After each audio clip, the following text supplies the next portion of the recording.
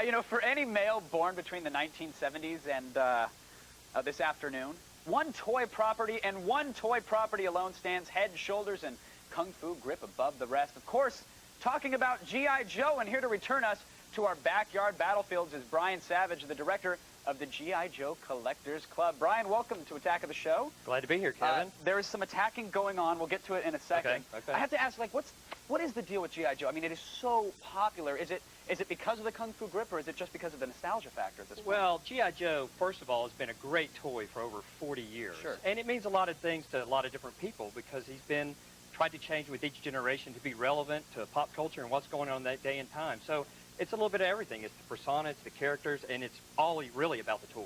Yeah, for my mother, it meant stepping on giant green plastic missiles. Or taking them out of the vacuum cleaner. Exactly. She hated both of them. I mean, now how has G.I. Joe evolved? Because it has been around so long. And so, like, what we've got here, this is a replica of one of the originals, right? Yeah, that's from 1964. G.I. Joe started in the 12-inch size. And like I said, the great thing about him, he's changed for every generation. So the kids of that time really dig him. You know, then he went to what you see here in the 80s, Sure. in the Real American Hero, and then today, what you've got now is an 8-inch Sigma 6 figure, and this is currently what's on the retail store shelves. So now, what point did they add the little rubber band in the stomach where you could yank it in half and make it look like you got... That's an O-ring, Kevin, not a rubber band. I bet it is. You know. Yeah, I mean, the O-ring was the perfect part to snap it and made it look like, you know, the guy got cut in half and you pour a little ketchup on the battlefield. Absolutely. And got a bloody scene. I love it. Now, you don't collect these things. I mean, you create them as well, right? That is correct. We create them as well. Matter of fact, there's for the convention each year, we create items. For the club, we create exclusives. Like these two pieces here, these mechs, these are from a convention last year. And do you know who this guy is here? I had a giant rubber version of him from my WWF ring back in the day. Yeah, Sergeant Slaughter, four-time World Wrestling Champion. And it's not going to look exactly like this, but we're making a figure of him for our convention coming up in New Orleans this summer. Now, are you just doing this because you can as fans and they give you permission to, or do you have like creative license to really use their properties and create, you know, G.I. Joes of your own? We have creative license. We're under license for Hasbro for not only for the club, but for anything that we produce. So that's great. They have to approve everything, but we get to kind of pick and choose what we want to do. And so these one-offs are kind of the collectible items then for the conventions.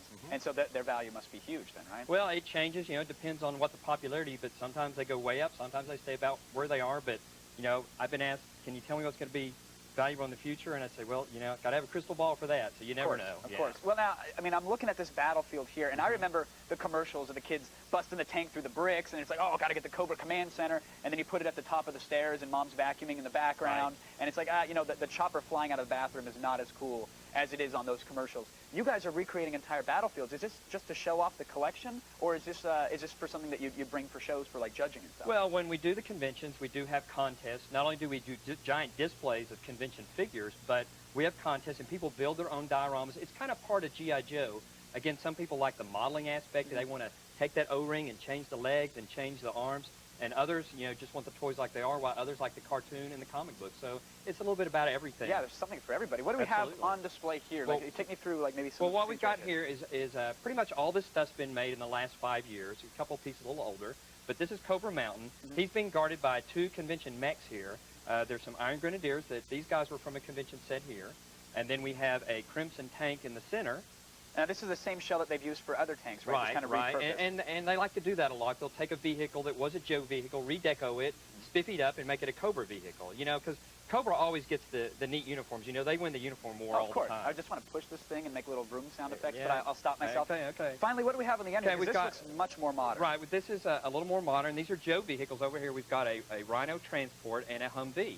And again, you know, sometimes the vehicles are interchangeable from each side, but that's the great thing is you can redeco it, you can make it look different, and it's then totally something else. Well, Brian, I completely understand the fascination that everybody has. I still love it. I know you love it as well. Thank you for coming on and sharing it all with us. All right, I really appreciate it. Everybody, we are giving away a bunch of G.I. Joe loot to the lucky folks in the chat room and the G.I. Joe Collectors Convention. It happens in New Orleans, June 29th through July 2nd. And for more information on that, you can visit GIJoeClub.com.